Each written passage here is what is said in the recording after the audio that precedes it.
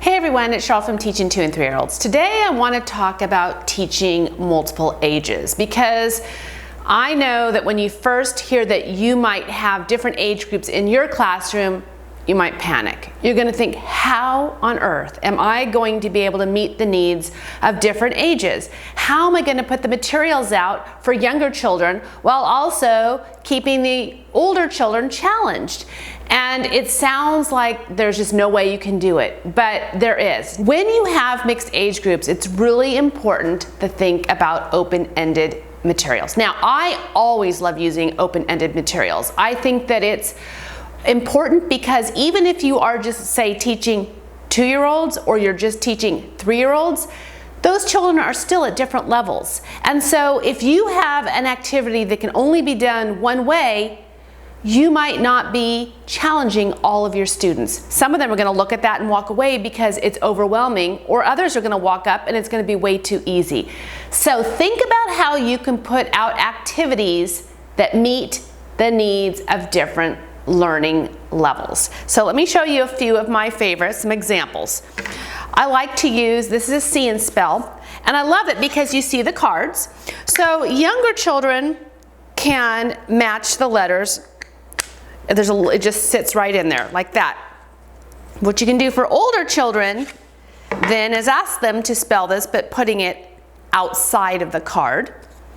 You also might just take the wood letters themselves, put them in a basket, maybe with some other cards or something, some pictures they're looking at, and they can try to find the letters that go with that picture depending on where they are.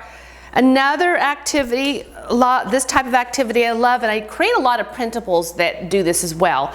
But this is a math, these are number puzzles. And younger children are simply going to look at the picture as they put the puzzle together. Older children can actually look at the numbers as they're doing it, making sure that it's going in numerical order. And here is an alphabet, first words puzzle. Again, younger children are just going to look at the picture. Older children are going to pay attention to the letters that are underneath. I love to add literacy all over our classroom whenever I can, and that includes the Play-Doh table. And these dough stampers are wonderful. And younger children are simply looking at this and they're going, oh, cool, I can stamp it into the Play-Doh. Older children are starting to pay attention to the letter, and you can ask them, can you find the letter that your name starts with? And they'll start paying attention and saying, my dad has this letter in his name. So this type of activity is a lot of fun. An activity with shapes and colors. Younger children are simply using their fine motor skills to place the pieces onto the pegs. Older children are going to pay attention to the colors. They're going to sort them by color and shape. They're going to sort them by shape.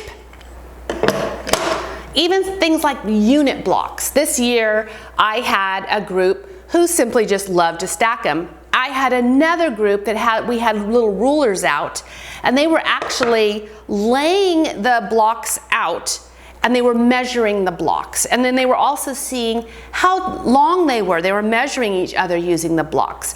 Open-ended. How much can you do with this? How many pieces can you use?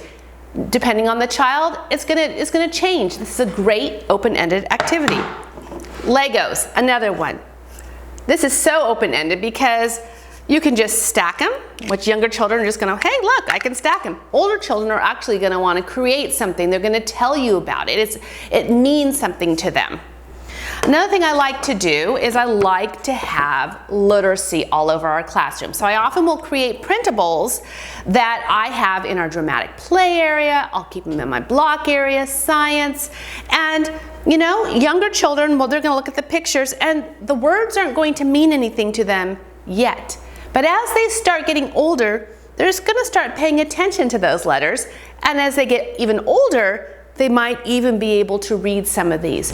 This is exposure. There's nothing wrong with exposing young children to literacy, especially when there's pictures involved. So I like to have these all over as well. Another thing that's important is to think about how you're going to manage your classroom of mixed age group. Now this year, I had a wider spread in our age of 2 and 3-year-olds than I normally do. And one of our very young children came in after school had already started, like a couple of months later. And it was very obvious that he was really new to everything we did. And so I took advantage of this by telling the children, he's learning. How can we help him learn? And often they would say, oh, Miss Cheryl, he's over there playing with the blocks, and we're supposed to be at circle time. And I said, yes, you're right, because he's learning. He's learning how to stop what he's doing and coming over to circle. Maybe you can go take his hand and bring him over. I often like to use the older children as helpers, and they love being helpers. I might encourage an older one to go over and assist him. Can you help him put that in his cubby? Can you take his hand while we go to the gym? They love to buddy up. I think that's probably one of the most important things, is to buddy them up. Let the older children know, wow, you have learned so much, and now you're going to help me teach our younger children how to do this. So these are some tips that I wanted to give for those of you who do have mixed ages. And if you have any other suggestions, other tips, please let me know in the comments, because I'm sure there's a lot more that you have learned in your journey of teaching mixed age groups, and I'd love to hear them. Thanks for watching.